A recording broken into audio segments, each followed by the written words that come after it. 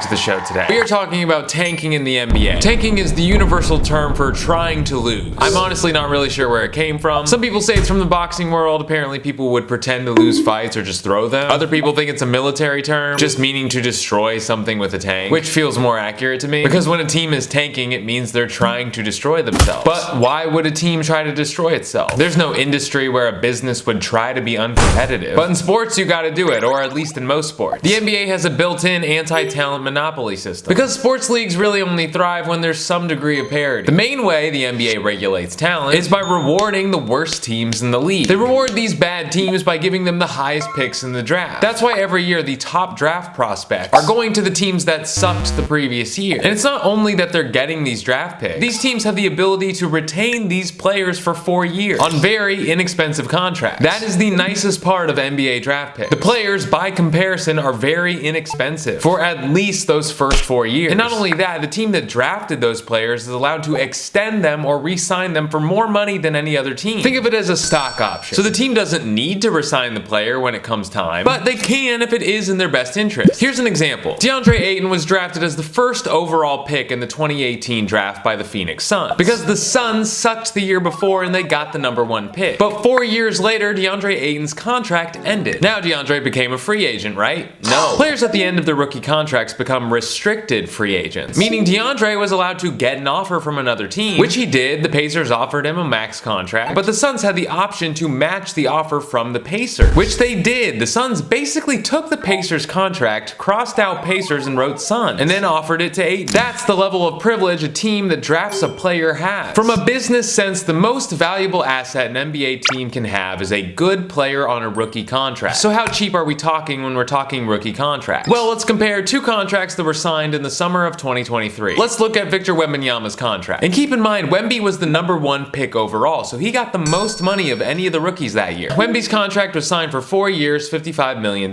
So this year, his salary is around $13 million. Alright, maybe $13 million doesn't sound cheap to you, but let's compare it to Jeremy Grant's contract that was signed that same summer. Jeremy Grant is a good player. He is a very useful role player. But Grant's contract is for 5 years, $160 million. That's basically 3 times as much as Wemby's contract. And this year, he's making well over double what Victor Wembanyama is making. That gives you an idea of how much bang for your buck you get with these rookie contracts. No disrespect to Jeremy Grant, I'm not even saying he's overpaid. That's the price of a veteran NBA free agent who's pretty good. So let's talk about a team who's really enjoying a lot of rookie contracts right now. The Orlando Magic. The Orlando Magic actually have the 3rd cheapest payroll in the league right now. It's only more expensive than the Utah Jazz and the Detroit Pistons. And the Orlando Magic have a better team than the Detroit Pistons and the Utah Jazz. But not so fast. Let's talk about the tanking that happened that got the Magic all of those rookie contracts. Let's start with Jalen Suggs and Franz Wagner, who are a part of the 2021 NBA draft. Jalen Suggs was the 5th pick overall from the draft. The Orlando Magic got the 5th pick because they were bad in 2021. They also got the 8th pick in that draft too, who was Franz Wagner. But wait, how did they get 2 picks in the first round of the draft? Well, that Franz Wagner pick came from Chicago. How did the Magic get Chicago's pick? It came from when the Magic decided to tank and be a really bad team. They traded their best player, Nikola Vucevic, to Chicago. Believe me, Vucevic was good at the time. And in that deal, they got 2 first-round picks, one of them being Franz Wagner in 2021, and the other being Jet Howard in 2023. So the Magic were able to profit off a very bad season by getting Jalen Suggs, and they were able to profit off losing their best player by getting Franz Wagner and Jet Howard. So Vucevic wasn't the only good player on the Magic when they decided to tank. They also had Aaron Gordon, who was probably their 2nd best player. They traded him for another first-round pick. That pick hasn't even conveyed yet. That pick is for 2025. So the Magic are only getting better, because not only do they have that pick from the Nuggets, they haven't traded away any of their future first-round picks. Meaning if they keep developing these young, talented rookies, they may never actually go that deep into the luxury tax. But I should also mention one of the biggest benefits of the Magic tanking. That was them getting the 1st overall pick in 2022. That pick ending up being Paolo Banchero. So while Cole Anthony, Franz Wagner, and Jalen Suggs were out there developing, and by developing, I mean losing lots of basketball games, the Magic were put in a position where they would have high draft odds, so they could acquire Paolo. Now here's the issue of having talented rookies on your NBA team. Those talented rookies are going to outgrow their contracts. They're going to want big boy money at some point in time. And smart general managers know this, and they plan ahead. They make the decision of which players they think are going to be worth that big boy money and who they want to build their team around. And then they decide which players they're going to trade before they even ask for that big boy money. This is what the Oklahoma City Thunder did with Josh Giddey this last offseason. Josh Giddey was a really good player and he was an incredible value on that rookie contract. But Sam Presti, the general manager of the Oklahoma City Thunder, knew that contract was up the next year. He also knew that the Thunder didn't really need Josh Giddey. They didn't even really start him in the playoffs. And they had a ton of really good players on rookie contracts coming up. Jalen Williams, Chet Holmgren, Cason Wallace. So Sam Presti went out and found a team that really wanted Josh Giddey, the Chicago Bulls. The Bulls needed a young player who could pass, shoot, and rebound. They wanted a player that could be the future of their offense. And in exchange, the Oklahoma City Thunder got Alex Caruso, one of the best help defenders in the league. So when Giddey's contract ends this summer, the Bulls are gonna pay him that big boy money, gladly, because they believe he's worth building a team around. Personally, I think that was a win-win trade for both teams. I don't care what other people say. So good general managers understand the importance of value, timing, and fit. But the most important aspect of creating a good basketball team is patience. I think a lot of NBA managers get pressured into making really rash decisions because they have a star player who the fans fall in love with. And they want to show that star player that they're committed. So they'll end up doing the opposite of what the Magic and the Thunder have just done. Instead of being on the receiving end of all those draft picks and cheap contracts, they'll give away a bunch of draft picks in exchange for a superstar player on a giant contract. I'm talking huge contract. Over the last 5 years, this has been a huge trend in the NBA. The Suns traded away 4 first-round picks for Kevin Durant, and not only did they trade away those first-round picks, they traded away Cameron Johnson and Mikal Bridges, 2 really good players who are on rookie contracts. Then in the summer of 2022, the Timberwolves traded for Rudy Gobert, again giving away 4 first-round picks. And something to keep in mind here is the value of those first-round picks taking their contract wouldn't have even equaled Rudy Gobert's single salary. Rudy's contract was really big. This has put the Timberwolves in a position where they are significantly into the luxury tax. Listen, NBA owners are rich, but the luxury tax is constructed in a way that will make any owner price conscious. It adds up and then it multiplies. And I know this because the Timberwolves payroll got so expensive that they had to trade away Karl Anthony Towns, who was a good player. They just had to get off his contract. They didn't want to pay that much luxury tax. But now the Timberwolves are suffering because they needed Karl Anthony Towns. And this happens all the time. The Bucks sold the farm for Damian Lillard. The Knicks gave up their future for Mikal Bridges. I'm not saying this is the wrong way to go about managing a team. I mean, what do I know? I'm just saying it's definitely expensive and it's definitely risky. Because when a team trades away their future draft picks, they're creating a situation where tanking can't even save them. That team will just add insult to injury because the team that got all those draft picks will be the beneficiary and they will get those high draft picks based on that team sucking.